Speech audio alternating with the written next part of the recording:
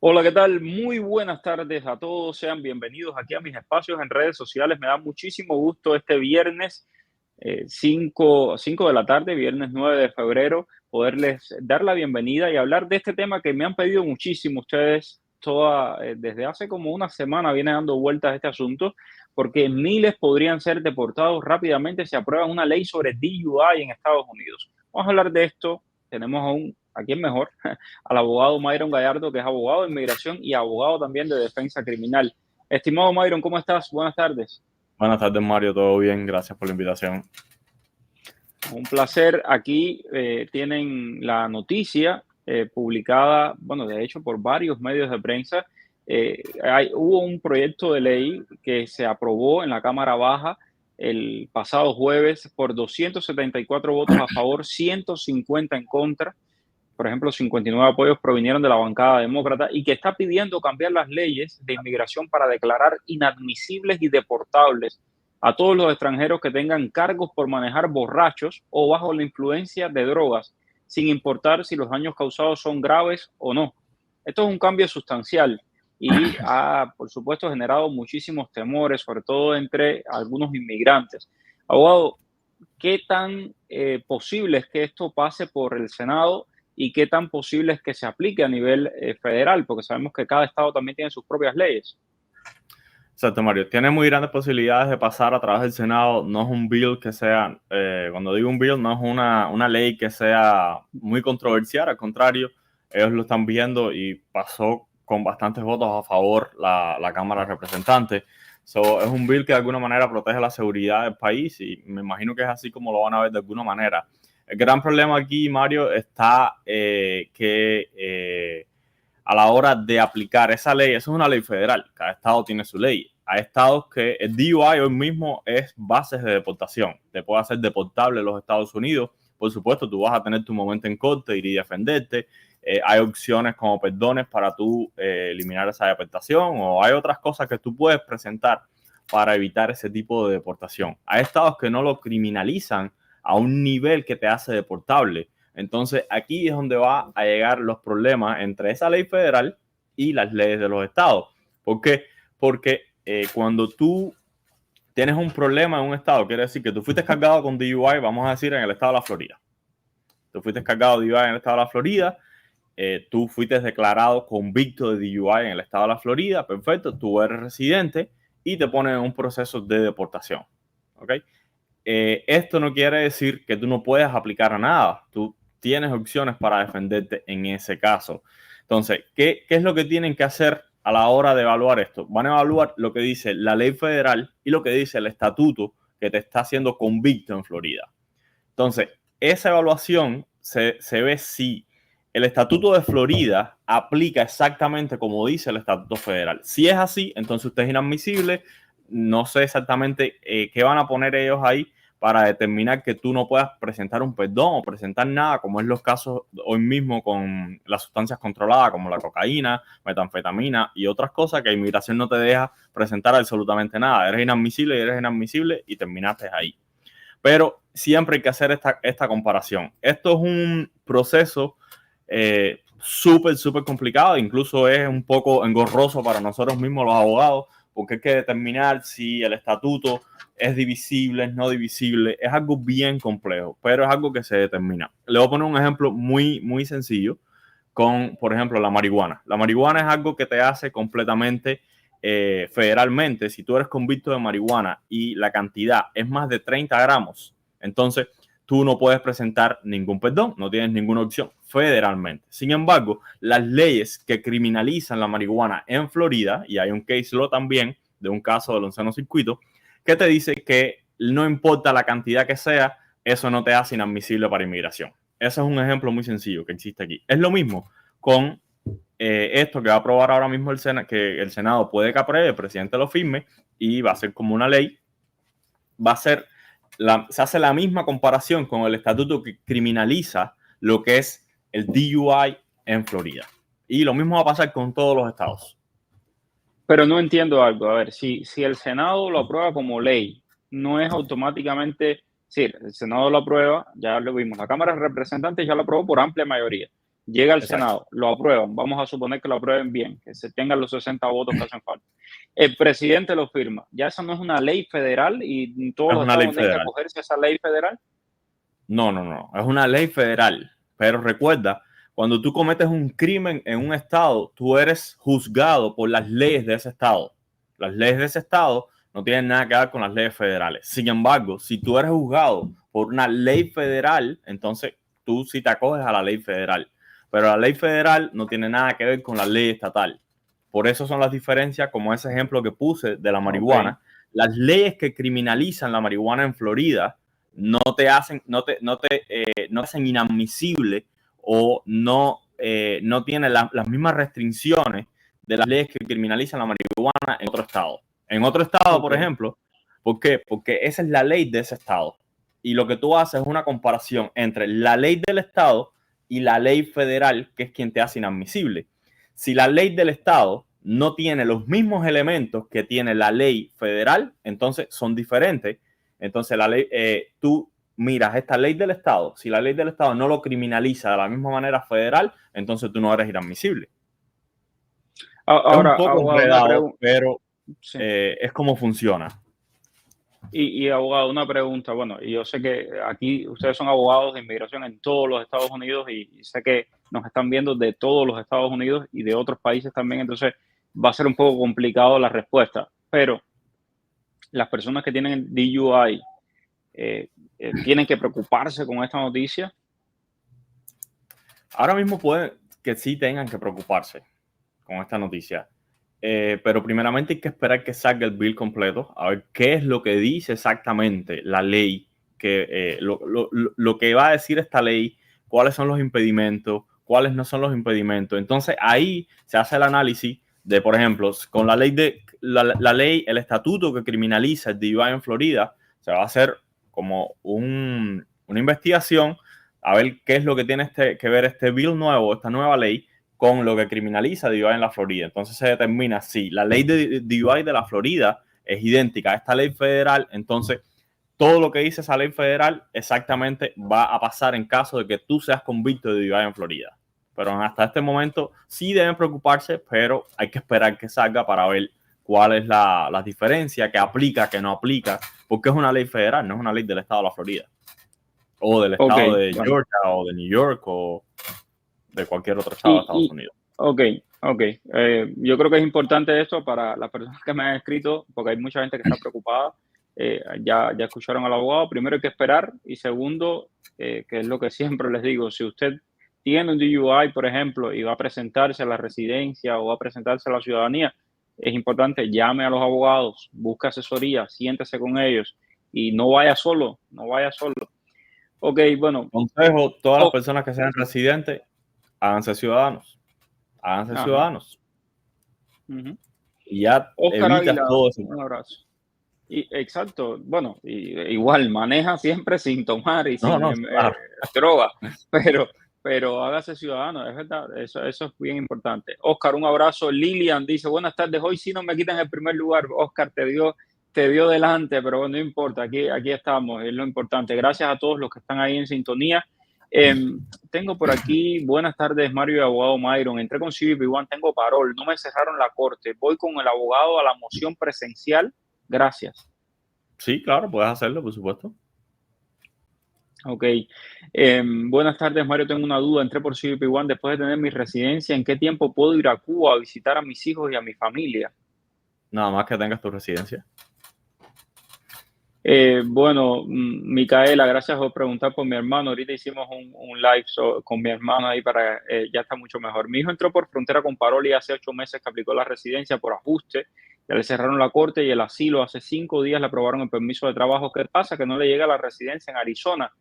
Lola, me estás diciendo que hace 8 meses. Aquí hemos dicho hasta el cansancio que las residencias son 3 años de espera.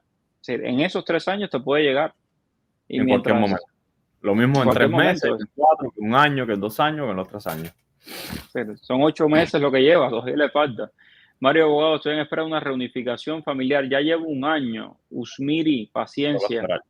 Eh, Saludos, mi pregunta es si se entra con I-220A sin corte, segunda casilla marcada, ¿puede pedir residencia? Claro que no, es cubano, entró en julio del 22, bajo la ley de ajuste cubano, me imagino, ¿no? Tú puedes pedirla, pero te la van a Ajá. negar porque no hay bases para la ley de ajuste. Esto lo hemos hablado muchísimas veces, yo espero que no hayas perdido la oportunidad de hacer tu asilo. A todos los que están entrando hoy con I-220A, se los estamos diciendo aquí en este programa todos los benditos días. Usted no pierda la oportunidad de hacer su asilo. Tiene un año para hacer su asilo. Haga su asilo si entró con I-220A. Es la manera más fácil en que se va a poder regularizar. Ok, entré con CBP1, octubre del 23 con I-94, parol y corte para el 26, ya tengo juez asignado. ¿Me recomiendan que cierre la corte antes de aplicar a la residencia, es decir, antes del año y un día o después?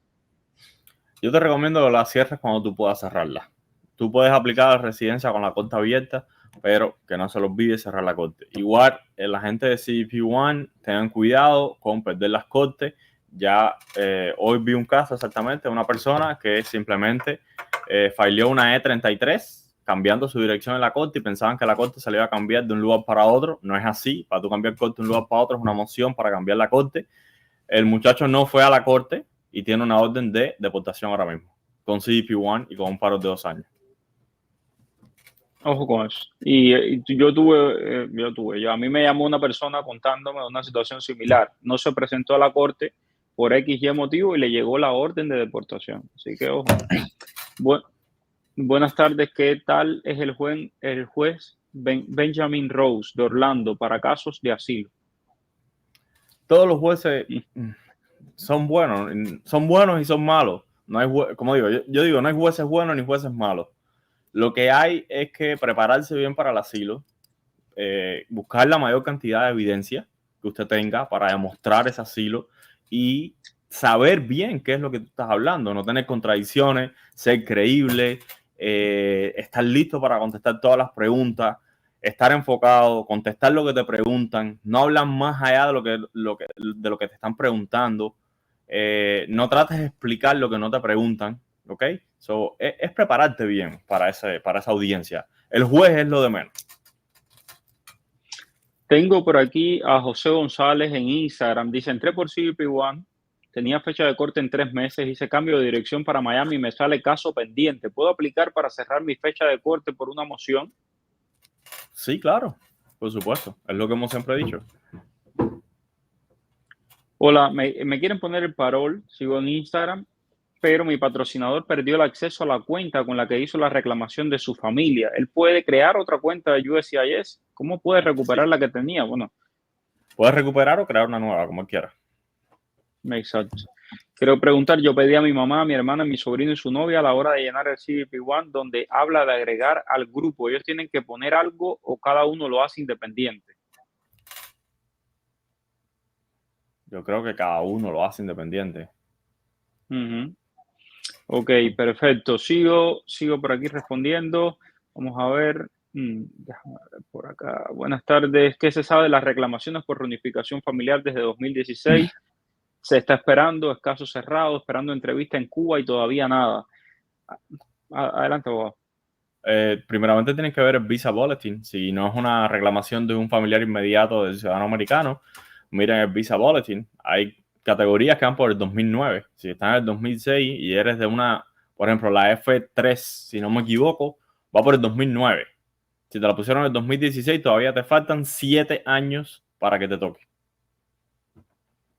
Bueno, fulanito está opinando sobre el tema este de los DUI. Dice, eso está muy bien. Hay gente que mata y te acusan de homicidio involuntario y, bueno, el fallecido y la familia son los que peor salen. Sinceramente, yo creo que hay mucho consenso entre demócratas y republicanos por aprobar este proyecto de ley. Janet Rosales, saludos Mario, y los abogados de New Jersey también nos han mandado saludos desde Cayo Largo, aquí cerquita de la casa. El que salga a manejar y mate gente o choque por licor o droga, para afuera.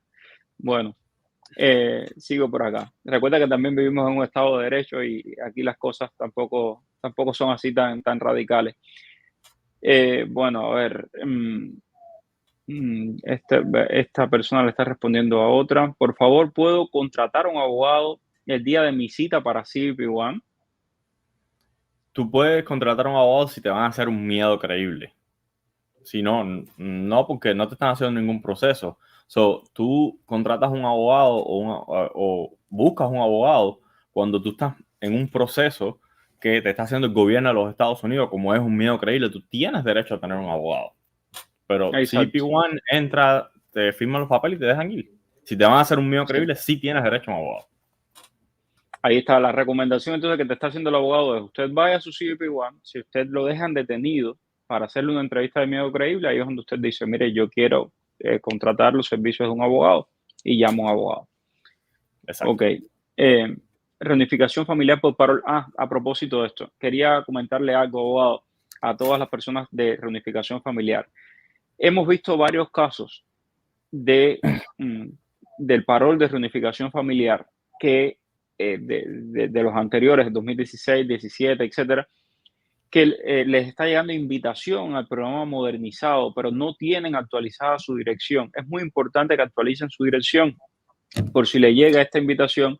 El parol humanitario modernizado son meses lo que se demora. En 2 o 3 meses ya estás aquí con un parol. Entonces, ojo con eso. Actualicen su correo electrónico porque se pueden estar perdiendo la posibilidad de que los inviten. Otra pregunta que me llegó hoy de otra llamada que recibí, una persona que entró con visa fiancé, se acaba de casar en los Estados Unidos. Ella y su hijo, que vinieron de Cuba, ¿qué tienen que hacer una vez que se casan? Para aplicar a la residencia, tienen que enviar también un chequeo médico. Esa era la pregunta Sí, que me claro. hacía. Sí, exactamente. Vas a enviar un I-485 bajo Y esa con chequeo categoría. médico y todo, porque hay Todo, quien todo, decía que no. exactamente todo lo que pide. Recuerda, la ley 485 es una aplicación que te envía cada vez que tú quieres, cuando tú quieres ajustar estatus. Tú puedes ajustar estatus lo mismo bajo la ley de ajuste cubano, bajo una visa fiancé, bajo una visa de trabajo. Todas las categorías están ahí. Tú simplemente seleccionas la categoría por la cual tú quieres ajustar. La ley de ajuste Ok, cubano es una categoría más. No es que tú estás la gente dice, no voy a aplicar a la ley de ajuste cubano. No, tú no estás aplicando a la ley de ajuste cubano. Tú estás aplicando ajuste de estatus a través de la categoría de la ley de ajuste cubano. ok, ok. A mí, por eso me gusta siempre Myron, porque tiene las cosas muy claras y te pone los cajoncitos. Aquí va esto. Liz, ¿qué tiempo demoran en salir los que se entregan por la frontera? Liz, no hay tiempo para eso. Hay personas que llevan más de un mes detenidas ahí. No hay un tiempo estimado. Saludos, vivo en Houston, Texas. ¿Puedo llevar a un amigo al trabajo aunque él no tenga papeles? Sí, eso no tiene nada que ver. Yo me imagino que tenga miedo por leyes como la ley que pasó aquí de Santis, que en algunos medios de comunicación que lamentablemente se dedican a asustar a la gente, pues les decían que los iban a llevar presos y todas estas cosas. Exacto. Sí, pero recuerden, las personas, no es que tú no tienes papeles. Si tú estás aquí, tú fuiste procesado en la frontera, tú sí tienes papeles. Y si tú tienes un caso de asilo pendiente, tú sí tienes un estatus, tú eres un aplicante de asilo. Hola Mario Abogado, tienes ciudadanía española. ¿Puedes entrar a Estados Unidos por la reclamación del patrocinador como Sí, derivativo? como derivativo, exacto. La iglesia puede poner parol humanitario que se necesita. Tengo a mis hijos en Cuba, que la iglesia te ponga el parol. Es decir, una Exactamente, sí. iglesia como ONG, como organización no gubernamental, como empresa, puede ponerte el parol. Ok, hola Mario, entré el 4 de mayo del 2023 con una I-220A, pero me dieron 212A6 AC, apliqué mi asilo, pero puedo aplicar a la residencia aunque tenga fecha de corte el 31 de julio del 24, está preguntando. A ver, no es que le dieron 212 AC, eso es un cargo de deportación. Eso no es un parol, no es nada de eso. Simplemente es Ok, los cargos de deportación bajo el 212, pero es I-220A. así que si eres I-220A, el camino es el asilo. Yusdanis Carrasana, buenas tardes Mario Abogado, soy de reunificación familiar por parol. Desde diciembre me da error en la aplicación, mi familiar ha llamado USCIS y nada en concreto, mis derivados están confirmados, ¿qué me aconsejan? Estás llamando al lugar incorrecto. USCIS no tiene nada que ver con CBP. Ok. Por otra cosa que les iba a comentar, el lunes vamos a tener a un alto funcionario aquí en mis espacios en las redes sociales, un alto funcionario del gobierno norteamericano, para explicarle todo esto que está sucediendo con el parol de reunificación familiar, también con el parol humanitario y cualquier duda que tengan con CBP-1. Así que estén bien pendientes el lunes cuando transmiten vivo, ahí lo van a tener y van a poderles hacer todas sus preguntas y él va a estar para escucharlos también, que creo que es importantísimo. Por favor, gracias Enrique por ser parte de este canal. Por favor, ¿puedo contratar? Este es el que habíamos leído ya. Y bueno, Joan, Manuel, gracias a ti. Saludos, Mario, por favor. Mi esposa entró por parol. Ella en Cuba estaba esperando entrevista para venir. ¿Ella pierde ese beneficio?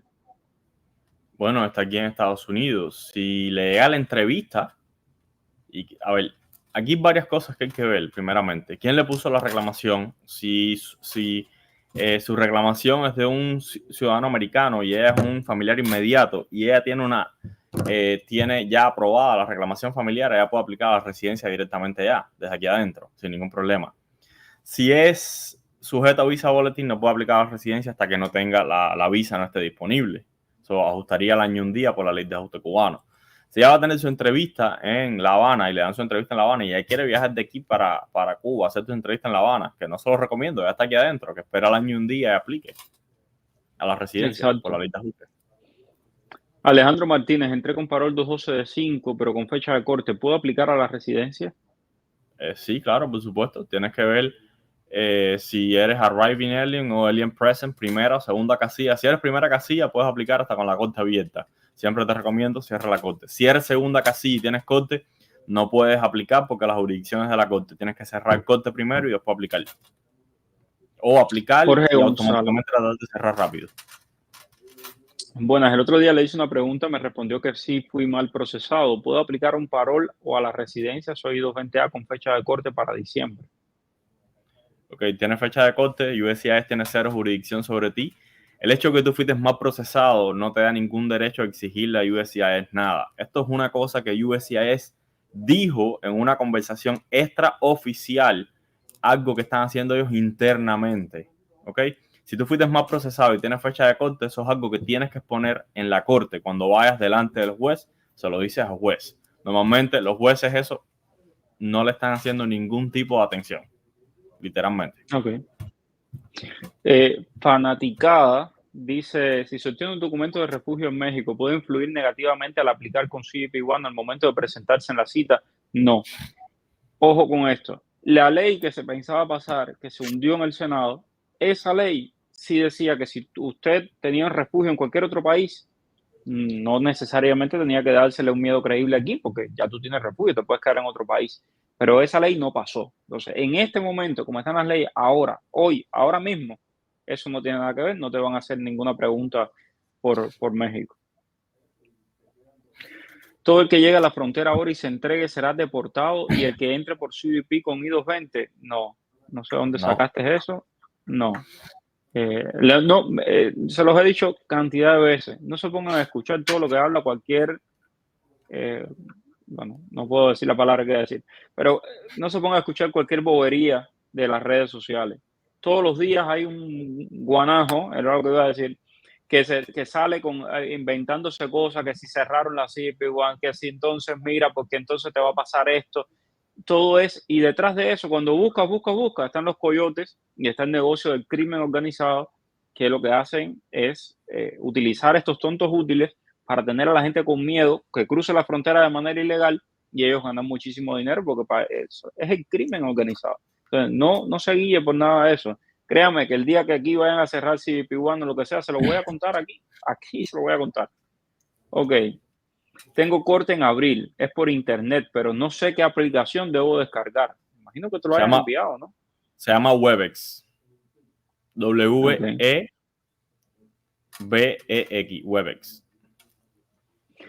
Una cubana nacionalizada en México con pasaporte cubano vencido puede aplicar a la CBP-1 con su INE mexicano junto a su esposo e hijo menor mexicanos. Me imagino que sí. Sí, te recomiendo que el pasaporte español, cubano, disculpa. Hola Mario, abogado, para los cubanos que entran por CBP One y le dan fecha de corte para antes del año y el día que deben hacer, cerrar la corte. El abogado se lo ha Cerrar dicho, esa o corte en o caso, ir ese día a la corte. o ir ese día. No pueden perder la corte, el que pierda la corte tiene una orden de deportación a ausencia automática. Así que ojo con eso. Mario, mi esposa me quiere patrocinar, una persona me quiere patrocinar a mi esposa y niños. Él está a la espera que le llegue la residencia, tiene 2 años de taxes que nos sobran. ¿Cuánto tiempo hay que esperar después que le llegue? Nada más que le dé la No, residencia. oye, Cuando sea residente, ya tiene un estatus y ya puede patrocinar. ya. Bueno, menos mal que el abogado tiene agilidad mental para leer la pregunta, porque hay preguntas que yo me quedo perdido, como tiene tantas, la ortografía a veces no es la mejor.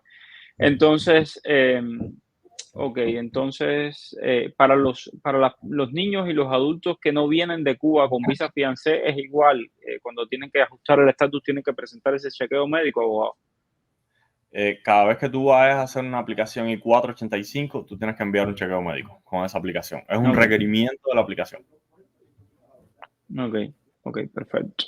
Entonces tengo por aquí, pueden hablar sobre la nueva ley en la Florida que beneficia para poder estudiar o trabajar a médicos extranjeros. Marilet, eso se los comenté el otro día y claro, es una nueva ley que lo que busca es darle dinero a FIU, que es una universidad pública, y al Baptist. El otro día me llamó, de hecho, un médico cubano que lleva aquí muchos años, o que lleva aquí 2 años, pero que fue médico cubano y que tiene ya una avanzada edad y me decía, no, es que yo quiero trabajar, pero quiero saber si puedo trabajar ya sin revalidar el título. Digo, no, en la Florida no puedes trabajar sin revalidar tu título. Si quieres trabajar como médico, tienes que revalidar tu título y ser un MD. O si no, hacer enfermería y después hacer un nurse practitioner, de eso que le llaman. Entonces, no es que van a contratarte porque eres médico en Cuba y vas a ser médico aquí. Eso no funciona así. Tienes que estudiar aquí. Entonces, lo que está haciendo el Estado es inyectándole dinero a las universidades para que puedan apoyar a las personas que quieran estudiar, ¿ok? Espero que se haya entendido y como les dije, muy pronto vamos a tener con una institución pública de los Estados Unidos una serie de programas para ayudar a los inmigrantes a estudiar y eso va a estar buenísimo. Tony Dariel, Mario, me casé con mi relación, pero resulta que me informan que si pido la residencia por esa vía, me la dan condicionada por 2 años, que es mejor esperar y al año y un día aplicar a la ley de ajuste cubano. ¿Es cierto? Ok, si se casó, si él entró legalmente al país, quiere decir que entró por un aeropuerto con una visa B1 o B2, entró y se casó aquí y pide la residencia a través de matrimonio, sí, se la dan condicionada por 2 años. A los 2 años, si el matrimonio sigue activo, entonces ya se la renuevan permanente. Sí, es real. Ok, entonces si eres cubano y tienes un parol o tienes una visa, Espera el año y un espera el día. año y un día y tienes tu residencia permanente y ojalá que maravillosamente te vaya con tu pareja y el resto de la vida No, lo lo otro disfrutes es que junto a tu tú la pareja. pides. Si te casaste ahora, tienes que poner una petición familiar, una I-485, una I-765, un 864, todo junto. Y hasta que la petición familiar no esté aprobada, no te aprueban la residencia. Entonces, mira, si te puedes regularizar bajo la ley de ajuste cubano, dale. Yo soy Dalia Fortines, dice, hola Mario y abogados. Eso me sonó a yo soy Cecilia Valdés. Entré por CBP One con I-94. ¿Puedo aplicar a la residencia sin necesidad de aplicar asilo Sí, si eres cubana? cubana, claro. Sí, estoy De- asumiendo que es cubana. sí, si eres cubano. No, yo lo digo porque en realidad en este chat y en estas redes tenemos muchísimas personas que nos siguen desde otros países que no son Cuba. Y esto lo repetimos hasta el cansancio. Si usted entró por CBP One y es cubano, año y un día, su ley de ajuste cubano, bendito sea Dios. Si usted entró por CBP One y no es cubano, de donde usted sea, mexicano, salvadoreño, venezolano, ecuatoriano, colombiano, tiene que hacer asilo. Asilo es la única manera de regularizarse. Quisiera saber si en el I-94 dice DT, si eso es parol. Sí, es parol, la I-94. DT es la clase de admisión. Es eso. Ok. Es una clase de admisión que es DT, 100% elegible para ajustar por la ley de ajuste cubano. Hola Mario, hace un año, el 7 de febrero, que le puse el parol a 3 personas. Quiero saber si es recomendable hacer otras 3 aplicaciones. Si tú quieres hacerla, hazla. Si se dan cuenta que hay dos, está duplicado, te van a cancelar todo. Las 6 aplicaciones. Ojo con eso. Buenas tardes. Tengo posibilidad de ganar un miedo creíble en la frontera con evidencia de mis redes sociales. Llevo tiempo comentando y compartiendo en contra del gobierno, pues la seguridad del Estado me ha estado asediando en mi trabajo. Tengo multas, me obligaron a borrar videos. Gracias. Carlos Alberto, Sí. no sé cuál es la pregunta. Es Bueno, que la si tienes pregunta es si... posibilidad de ganar.